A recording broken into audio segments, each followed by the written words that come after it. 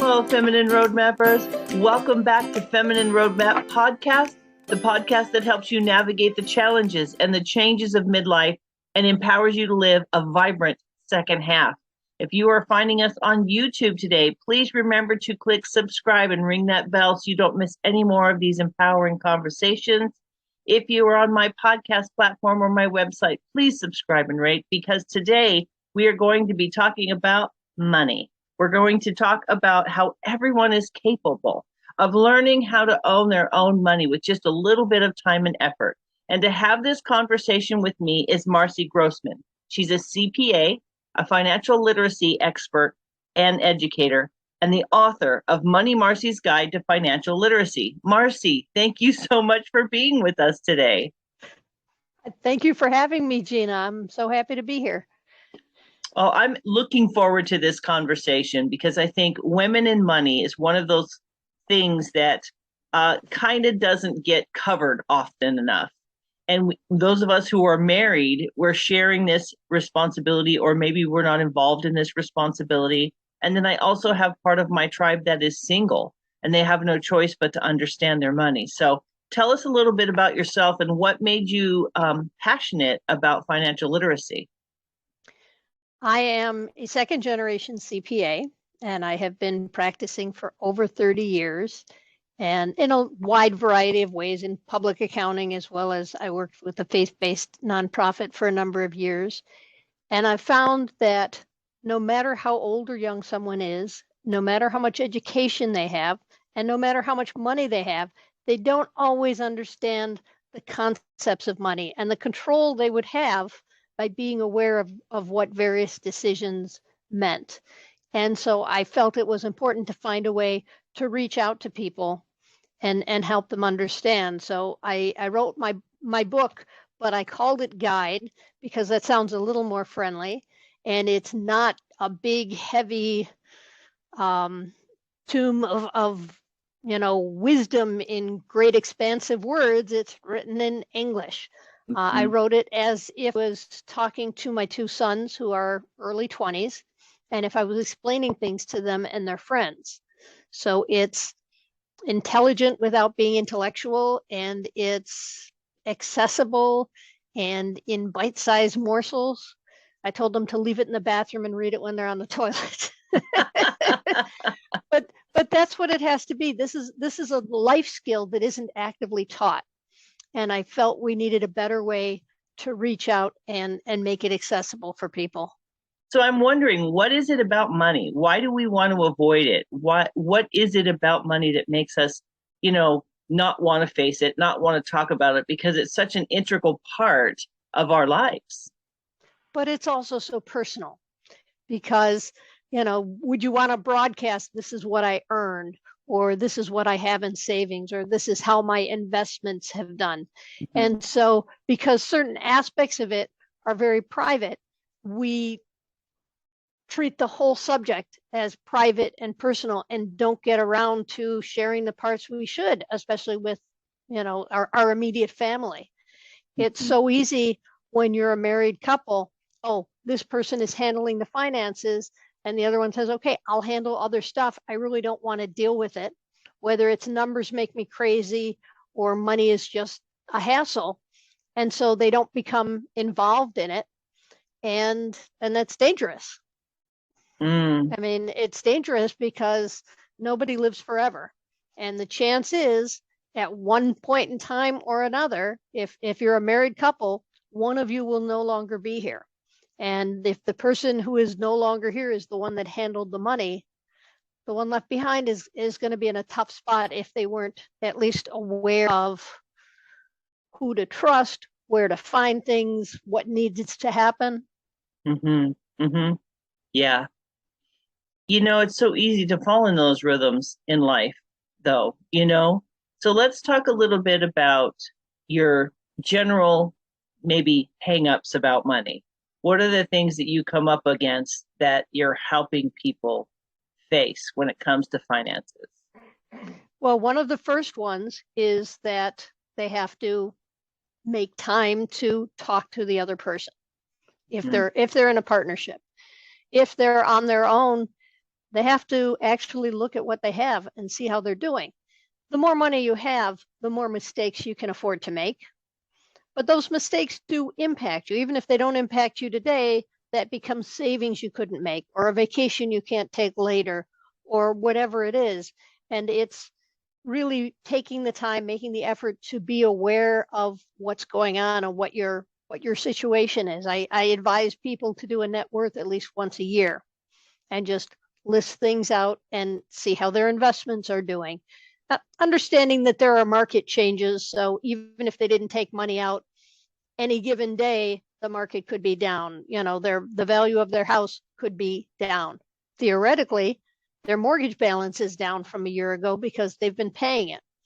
But just taking the time and making the time to be aware of these things, to check and see if, in the course of this last year, did I spend more than I earned? Do we need to be making some major adjustments? It's interesting in this market right now as well. There's so much insecurity. I think there's always insecurity, right? But there are times in history or times in our lives where things begin to feel a certain sort of way, stressful, scary. And are you finding that those of us of a certain age, fear is a big part of the financial journey? Fear is a huge part of the financial journey, and we're set up that even if you've got a savings mindset from when you're, let's say, in the 20s and you start working, and through your 30s, your 40s, your 50s, maybe you hit 60s, or maybe it's not until you hit 70 that you stop working and earning, and you've got this lovely nest egg.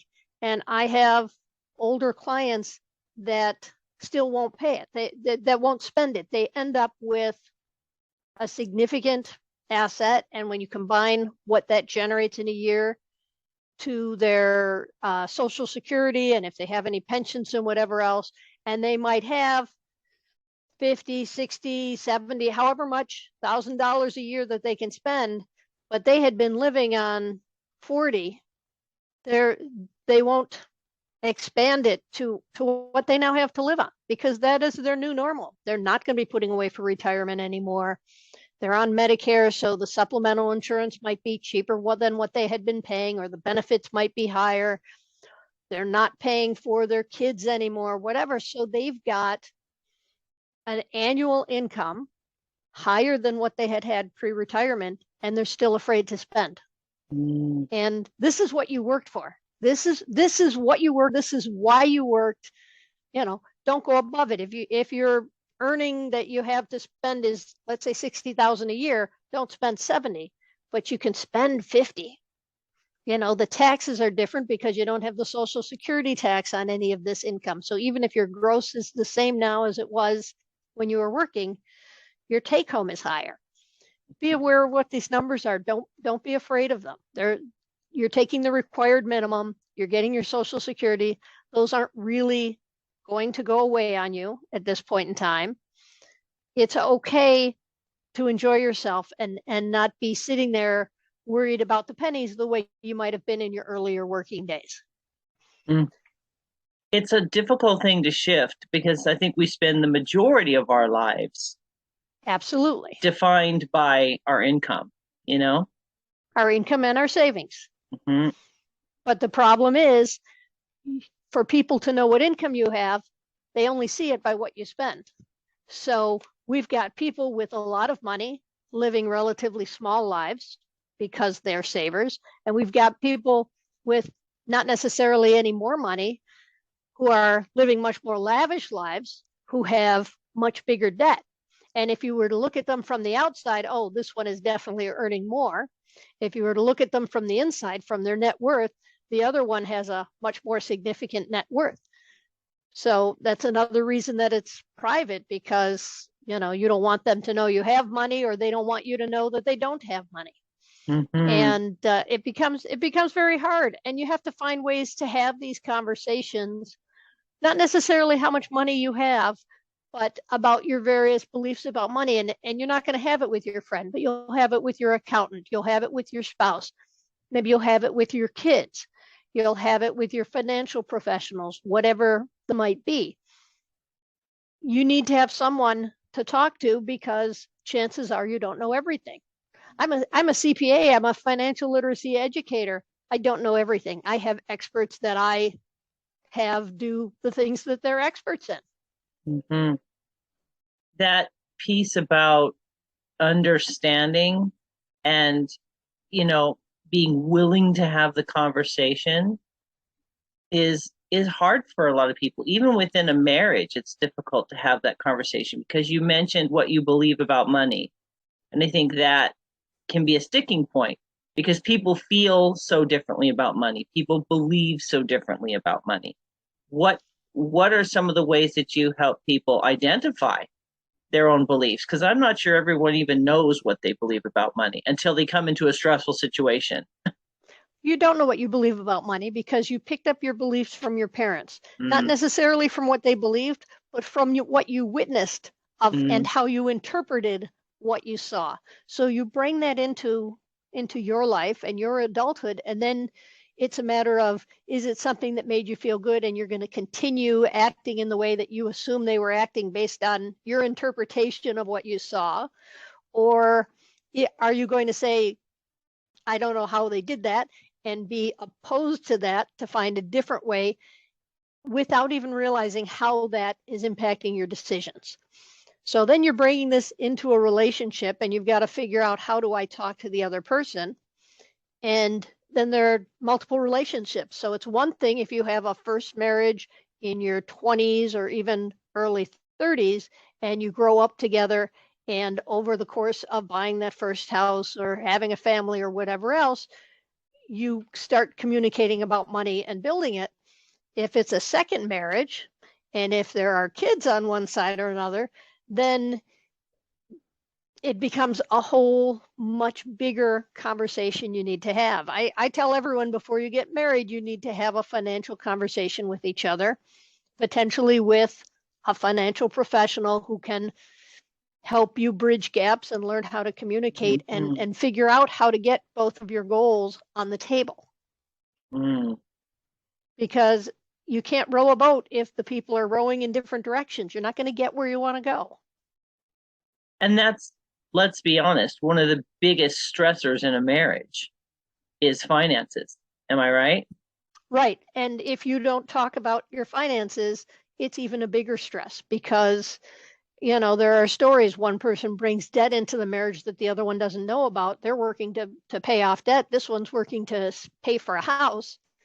And if you're not talking, if you're not communicating, putting that on the table, it's hard to move forward from that. And so you work on a budget together. You work on a net worth together. I've prepared tax returns for a second marriage client, and they kept their taxes separate. They did married filing separate, each of them, because that way they could keep their money separate. They each had kids from prior marriages, and they figured out a way. This is what we put into the us, and this is what we keep for ourselves and whatever. And if it works for them, then that's the right way to do it. That's how much communication they needed to do, that they agreed this was the plan for them. Others merge. I mean, there's no wrong answer unless it doesn't work for you. I feel like we feel funny about money, because money equals so much emotionally, right? Money has so much attached to it. Right. It does have a lot of emotion attached to it, but you also have to remember, money is a tool.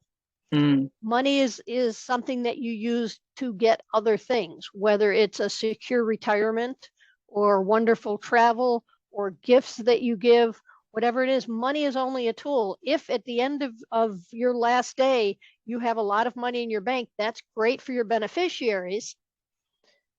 They'll appreciate you, but what did it do for you if your life was stressed out by money creating that wealth that you don't get to benefit from? We need to find ways to understand our money so that our money can empower us, not that we're empowering our money. That's a powerful shift in perspective. Seeing it as something, a tool that we use that empowers us, as opposed to, I do feel like the way you describe that, I feel like a lot of people, money is something you put aside, or, there's never enough, or if I spend it, I won't have any. Like these ideas that money is like a fickle friend in our lives. And that's how we emotionally relate to money. But everything you said is true. Money is something we put aside, but it's not that we put it aside to put it aside. We put it aside to give us security later. Mm-hmm. Money is something, if we spend it all, then it is gone. We have the experience from what we spent it for. And what is the value of that experience versus what is the value of putting it away for that security later? But ultimately, we only have two resources in life. We have time and we have money. And you use your money to free up your time. If I pay for someone to mow my lawn, or I use my time to get me more money, which is mowing my lawn myself or going out and getting a second job, whatever it is.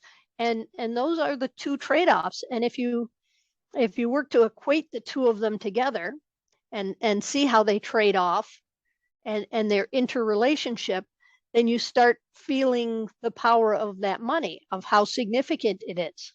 Mm-hmm. I think it's the courage. For some people, it takes a lot of courage to talk about money, to look at money. There's some people who seem to just get it, and there's other people, like I know some people that you can hear their money squeak, and then did you rub two pennies together? Then that money is screaming because they're getting every last drop out of those pennies. And that's not a criticism, it's an observation. Then you have other people that are like, well, I'll just make more or whatever. Like they're able to enjoy the money that they have. What strategies do you use to help people get to the place where they're in a healthier mental and emotional, as well as obviously physical relationship with their money? So I'm working at this point in time as an educator, not a coach. So I'm not necessarily coaching them in that way, but I'm giving them the tools through education to hopefully get their way there. And one of the strongest things you do is you work at a budget, you build a budget. And when I say budget, I'm not just saying, okay, I can spend $100 on groceries and I can spend $20 on gas. I'm talking about a living, breathing worksheet that you continually update so you can see, okay, my income is higher. I can spend a little less here. I can and have those items where you can prioritize things for yourself. And it's very empowering to say, you know what, I don't want to go out to I don't want to spend that money because then it would be popcorn and whatever else. I'd rather go out to a nice dinner. This is what I can afford. This is the type of restaurant. Or maybe this week I can stay home so that next week I can go out to the nice restaurant.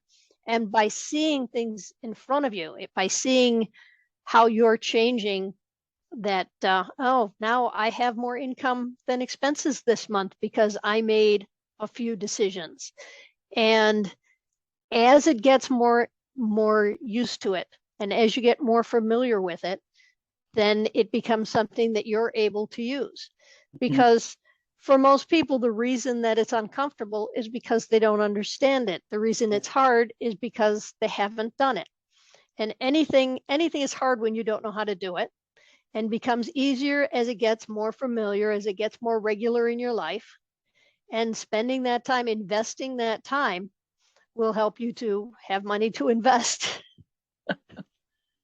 Now, when we think about pivotal years, I think there's sometimes a concern that we've waited too long to make a good financial decision, to start saving or whatever. What advice do you have for someone who might feel behind? Because we're talking, most of my tribe is midlife. There's a couple of scenarios in my head. Someone who feels like they're behind. They've hustled hard at this point and they just really haven't been able to, or haven't saved what someone might have subscribed would be necessary.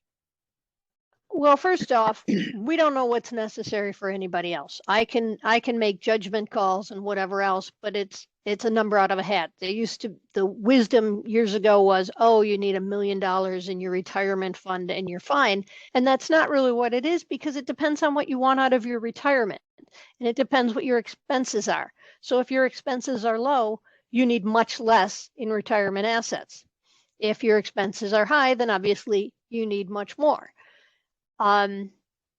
So are they starting later if they don't start until their 50s? Absolutely, they're starting later. That doesn't mean they can't get where they want to go. Okay. It might look different than it looks for someone who started saving in their 20s. But it's everybody's journey is going to be different.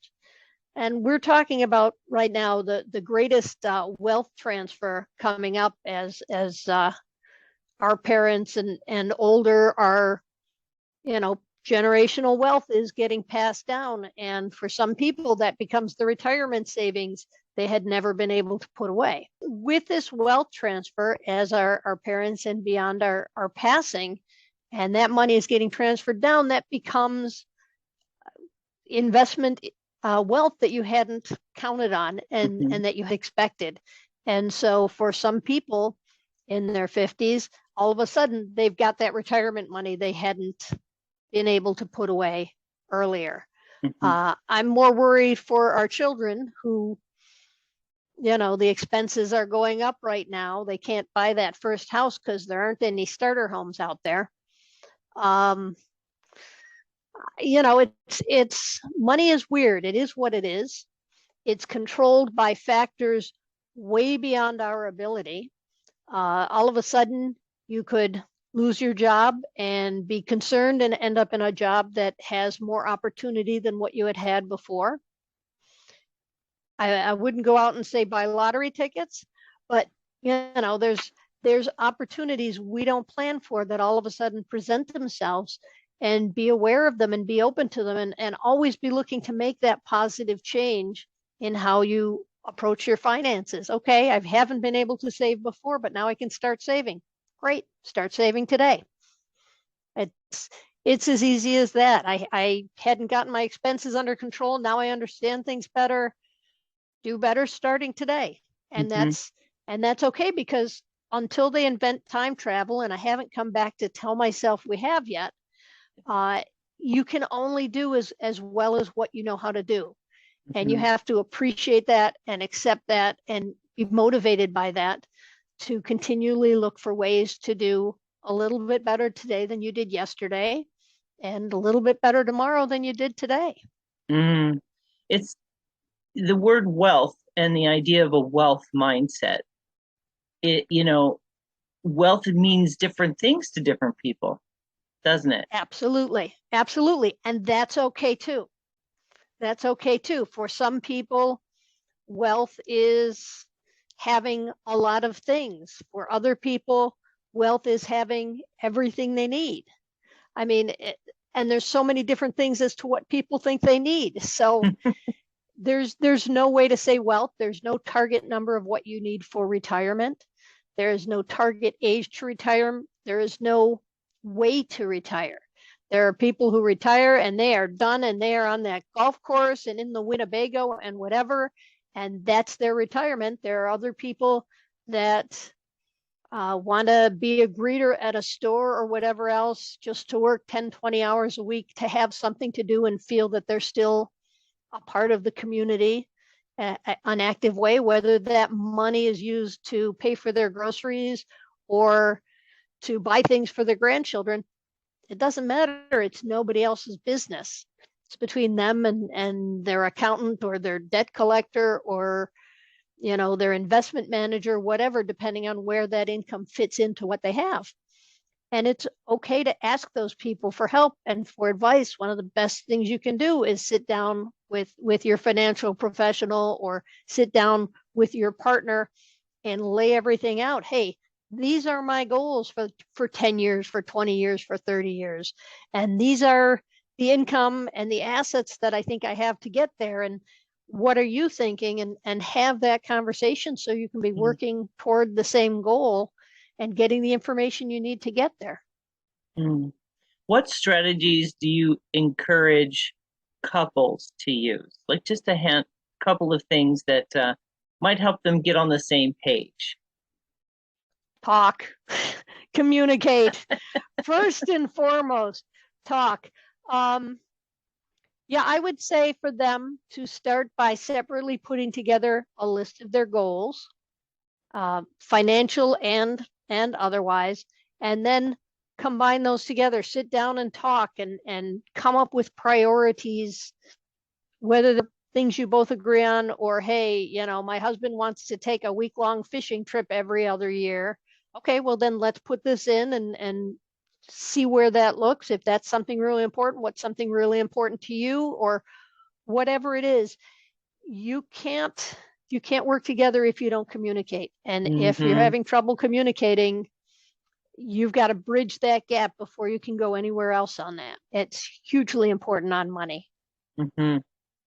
This is a little off topic, but do you find that finances really do break a lot of marriages? I am aware of a number of people that have had significant issues talking about finances.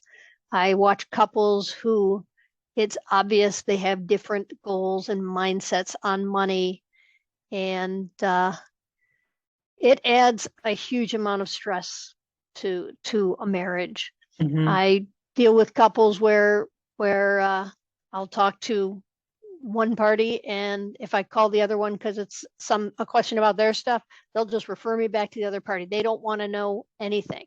Mm-hmm. And I tell them it's important and whatever, but they just don't want to be involved in the financial aspects. And I fear for them because at some point in time, they may have to do everything and they will have intentionally, known nothing. What was that from Hogan's Heroes? I know nothing. And they don't want to know. And it's like, you got to know this is important. What is it about money that freaks people out so much?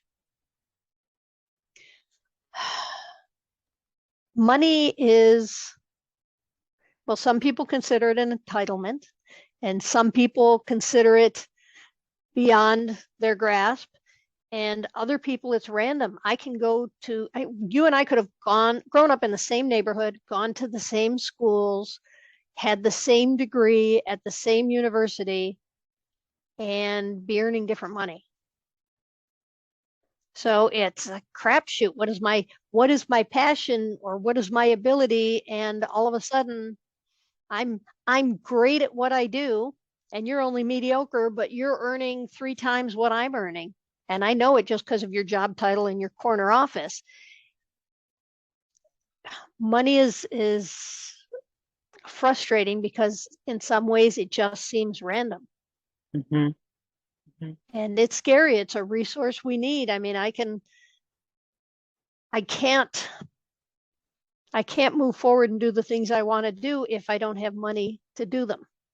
And I have so little control. I can't make people buy my book. I can't make them hire me to be a speaker.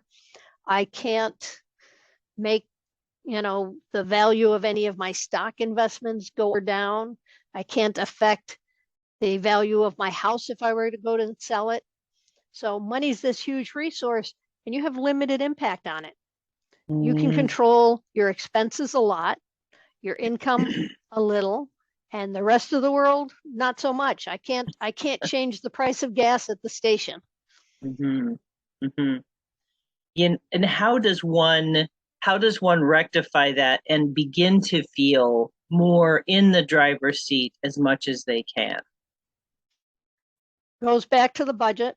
Okay. And the net worth statement, because then with the net worth statement, you can see your progress. You can see you're paying down your mortgage. You can see your wealth building for your retirement and non-retirement accounts. And on the budget statement, you can see that your expenses are within your income. You can see that your expenses are within your income, even with investments into savings accounts and retirement accounts. And that area of the budgeting is really where you have the most control. You can make the choice to have a big house or a little house, or what area you live in that house, or how you spend your money. That's the only control you really have. I mean, you can go out and get a second job or a third job or a better job or more education or whatever, but our expenses are really where we have the most control. Mhm. So Looking so at we've got the flow, watching the flow, and turning on and off the spigots where necessary. right. Right. You know what? I'm going to stop going out to eat for a while because right now I need to tighten my budget. I'm going to cut off a few of my streaming services because maybe I don't need 17 movie channels. Um, I'm going to use my smartphone for another year before I upgrade, or keep my car a little bit longer before I upgrade. Those are decisions we can control and expenses we can manage. Other things are a little bit harder. Mm-hmm. Mm-hmm. I think that what I hear you saying is it's really maybe better. You have a big picture, but you're living in the day to day. Like, I think if we get so caught up in the big picture, you talked about those people who have the money, but they've lived so long with that big picture needing to look a certain way that they aren't able in today to live in a way that's maybe more empowering or more free.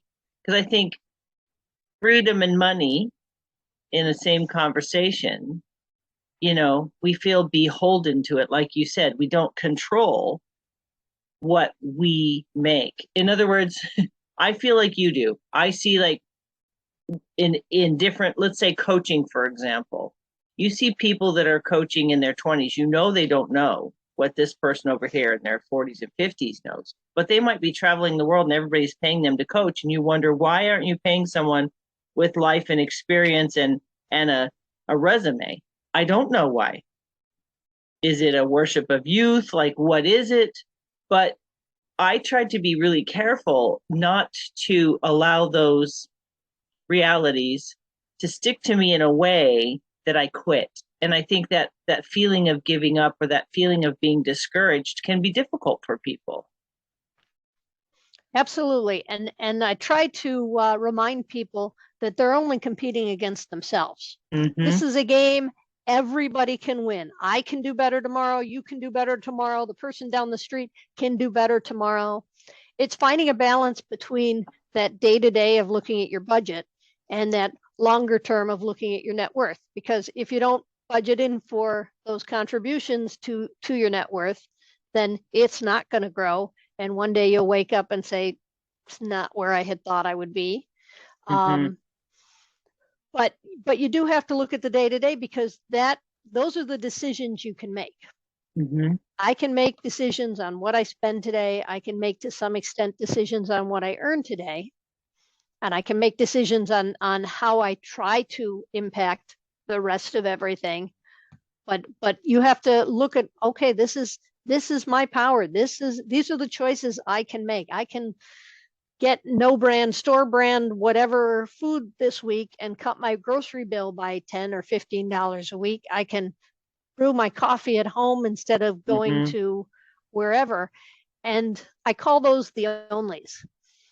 It's only saving $5. It's only saving $10, or it's only spending those amounts. And those onlys they'll get you.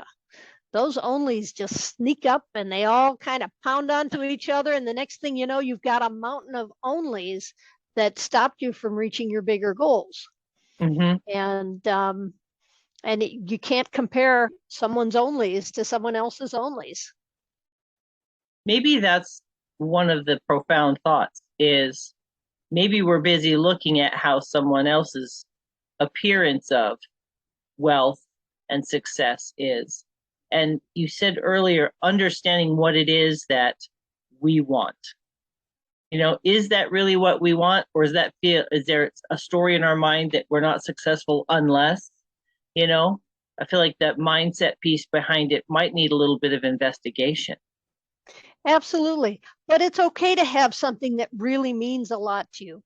There Mm-hmm. may be, because of your parents, because of school experience, whatever in your life made something really important to you. That's okay. But identify it and make a plan for it and set a goal and map out a path to get there, Mm-hmm. rather than just feeling less than because you don't have it. And it's going to be hard for you to reach your goal if you're continually competing with someone else who has a different goal. I need a sports car because a fancy car is everything to me, and it doesn't matter to me where I live. But maybe you need a house that is just immaculately decorated, but you don't care if you drive a 20-year-old car as long as it's running and safe. That's okay. Then don't compare your car to my car. They both get us where we're going. And it's huge to identify what's important to you and what's not important to you. I think too many times it's so easy to just get caught up, hey, let's go out and do whatever, because they're your friends and you want to do whatever with them and you don't want to feel left out. But you're spending more money than you wanted to do that whatever. And it's time to say, you know what? Love you guys. Would love to see you. I don't want to spend that kind of money on that kind of thing. That's not my priority. And find a way to say that feels authentic to you. And that's okay. And I think you can also maybe say, okay, this can't happen today. When can it happen? Like if we need that idea of, because for some people, as soon as you restrict them, they go crazy. It's like you can't have a cookie and now you have to eat the whole pack of cookies, kind of a mindset. And that's why you have to figure out what works for you. It's like I'm not putting you on a diet. I'm suggesting you might want to eat more healthy, and you have to figure out what that means. Here is, whether it's the calories or the salt or the whatever it is that you need to watch and what have you, and for you to make those choices. I'm not going to tell you can have one cookie because frankly, cookies are like crack. You open the bag and the next thing you know, in my house, they're all gone. I get it. And so you just have to be able to figure out what you need, what works for you financially. What is the thing you can cut and not miss? What is the thing you can cut down but not cut out? Where are the things that are your priority that you can say, you know what? I really want this big whatever. It's going to be real easy for me to cut out the smallers because I can see that I could get this if I didn't do that. But everyone's goals are different. There are people, I don't really have a priority, but I have a lot of little things that I want. Okay, well, that's fine. This is a level you can have. You can combine however you want of all those other things to get to that level, but you can't go above it. Because that's your finances. That's the number of dollars you have. And if you go above it, now we're talking debt. And you can choose to do that because everything has to be your choice. I'm not going to tell someone you can only spend what you have. I'm going to tell you it's smarter if you only spend what you have. I'm going to tell you you're probably better off in the long run if you only spend what you have. But I'm not the money police. And people have to make those choices, and they have to own their choices. They have to own their money by owning the choices to get them where they want to go. It's personal responsibility, really. And I think maybe an honesty with ourselves, where we are, where we want to be. For me specifically, I live in a humble house. It's a normal house. It's not fancy. It's in a normal neighborhood. And I don't aspire to have 14 bathrooms.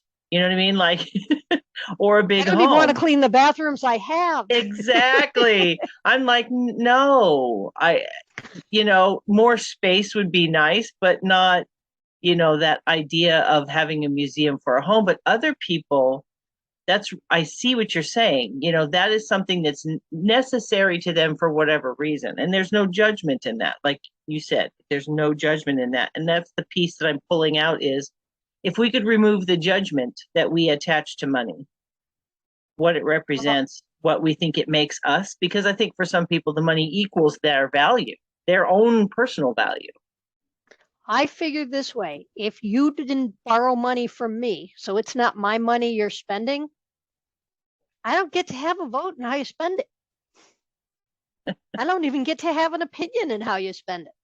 That's your money. You get to do with it. Now, if you borrow money from me, then maybe we got to talk because theoretically you borrowed it and I'd like to get it back. But short of that, it's not my business. Well, except as an accountant when it is my business. But that's, you have to make those decisions, and I don't have to compete with you on your decisions on what your priorities are. Mm. So if you were to give us kind of 3 anchor points on this idea of financial literacy and money, what 3 things do you want people to absolutely take away from your knowledge about money and literacy and finances? Spend the time to put together a budget and a oh boy, now it falls out, net worth. Mm-hmm. And I do have worksheets on my website, so you could just download them. They're Google Docs, I believe. So you can just go right on, save them to your Google Drive, update them for your information, and get a snapshot of where you are. Knowing where you are is a huge starting point for any other decision you're going to make. And then I would say, learn. If there are money decisions that have to be made, take the time to understand, ask the questions of the people who understand this information better than you do, so that you can make an informed decision to get where you want to go. And finally, it's your money. You've got to own it, and you can only own it if you understand it. Mm-hmm. Marci, how can people find you and those worksheets you mentioned? So everything is on my website, www.moneymarci.com. My name is spelled M-A-R-C-I, so Money Marci, spelled that way, .com. There is a link to my book on Amazon. There is a link to, I think I call it links and spreadsheets. So it's got some links to some IRS and other sites that might be useful, as well as any spreadsheets that I've created, and I'm continually adding to it. On the right side of the search bar, I guess near the top, it has links to my various social media. I'm always collecting more stories of your financial changes or victories. I'm always working on my next book, and looking for interesting things to write about in the blogs or to shoot my videos for. So if you have topics you'd like me to explore or stories you'd like to share, I would love to hear them. Wonderful. Well, Marci, I want to thank you so much for taking the time to sit and share your expertise and your passion around money with me and my tribe. I love the practicality that you brought to this, just the plainness. In other words, it wasn't lofty and intimidating. You made it very relatable and comfortable to have this conversation. And I know that this is something that will help the people who listen, because we all have to deal with this issue and we all have different emotions around it, right? And I feel like what a wonderful way that you show up to share this information that is quite painful for a lot of people or scary. And so I appreciate your diffusing that for us today. I'm so glad that you came and spoke with us. Gina, I'm so glad you had me. I really enjoyed being here. Fantastic. Friends, today, if you are finding Marci and I on YouTube, if you just look down below, I will have the links to her and her social media, so she'll be easy to find. If you are on the podcast platforms, just head over to www.feminineroadmap.com/episode 302, and all the links to Marci will be there. Friends, this is one of those conversations that I think needs to be had on a regular. Money is something that moves in and out of our lives. Our emotions fluctuate when it comes to money. But if you really look at it, it is something that we need, and we can become friends with it. A resource like Marci will help you understand it better, become less uncomfortable with it. If you're someone who's very confident in your money situation and you're not afraid of your money, maybe you could share this podcast with someone that you know that is struggling to understand it or to want to be in relationship with it. But here's the truth, friends. Money is something we all need. Money is something we all use. And the more powerful we feel around that idea of money, the better life we can live, whether it's extravagant or it's simple. Either way, money is something that we can use to accomplish that. So Take care, my friends. Thank you for joining us today for this conversation. If you loved it, please share it. And we look forward to sharing more inspirational people and conversations with you in the weeks to come. Take care, my friends. Bye-bye.